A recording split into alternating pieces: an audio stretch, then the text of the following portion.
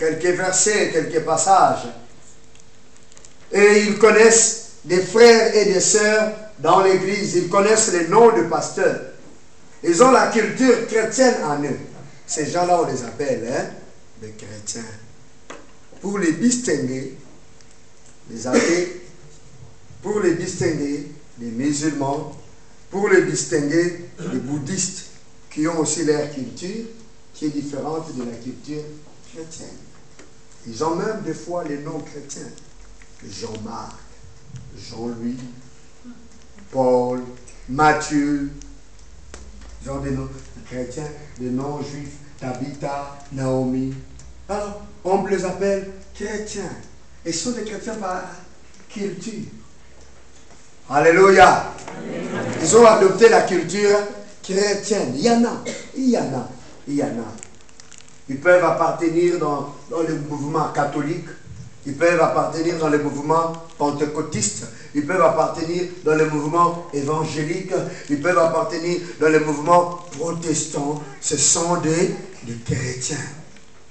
C'est-à-dire ceux qui ont adopté la culture chrétienne. Mais tous les chrétiens ne sont pas les disciples de Jésus. Les chrétiens ont l'habitude d'aller à l'église. Certains, beaucoup. D'autres, pendant la Pâque ou pendant la fête de Noël ou la fête de Pentecôte, ou bien quand il y a une cérémonie à l'église de baptême, ils vont, ou bien quand il y a un mariage, ils vont à l'église. Ils aiment la vie chrétienne. Ils aiment se reconnaître comme chrétiens pour se distinguer des autres. Alléluia. Oui, il y a beaucoup de chrétiens bien-aimés dans le monde. Et quand on nous donne les statistiques, le nombre de chrétiens, c'est de tout cela qu'on parle. Mais tous ne sont pas les disciples de Jésus. Parce que pour devenir disciple, il y a une chose qui doit se passer. Selon l'Écriture, ceux qui ont l'Esprit de Dieu, ce sont ceux-là qui sont des enfants de Dieu. Il y a le témoignage de 7 jeunes gens qui sont allés en enfer, qui sont allés visiter l'enfer. Est-ce que vous avez déjà suivi ça sur les CD? Vous avez déjà suivi cela? Vous avez déjà suivi? Témoignage de 7 jeunes gens qui sont allés en enfer. Je crois même qu'ils sont des Brésiliens, parce qu'ils parlaient portugais. Ils sont revenus de l'enfer. Et dans l'enfer, ils ont rencontré des chrétiens. Ils ont rencontré des serviteurs de Dieu. Ils ont rencontré des choristes.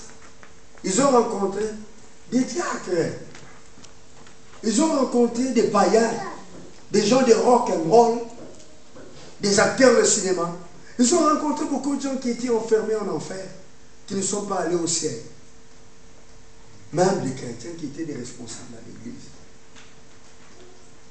Est-ce qu'être chrétien donne-t-il le salut? Non. Non. Le salut vient lorsque quelqu'un, musulman, athée, bouddhiste, chrétien, animiste, sorcier, magicien, se détourne de toutes ces choses pour suivre Jésus-Christ. Pour recevoir Jésus-Christ dans sa vie comme son Seigneur et Sauveur personnel. Cette personne-là est directement candidate à la plénitude du Saint-Esprit. Pourquoi est-ce qu'à l'église, les gens ne sont-ils pas remplis du Saint-Esprit ou revêtus de la puissance d'en haut? Pourquoi? Parce que Jean a dit ceci. Le Saint-Esprit n'était pas encore répandu sur eux. Pourquoi? Parce que Christ n'était pas glorifié. Le Saint-Esprit vient, se répand, entre dans une personne lorsque Christ est glorifié dans sa vie. Lorsque Christ est réellement connu par son intelligence, par son cœur, lorsqu'il reçoit la révélation de Christ. Nous pouvons voir cela dans la vie de Corneille. Lorsque Pierre est allé dans sa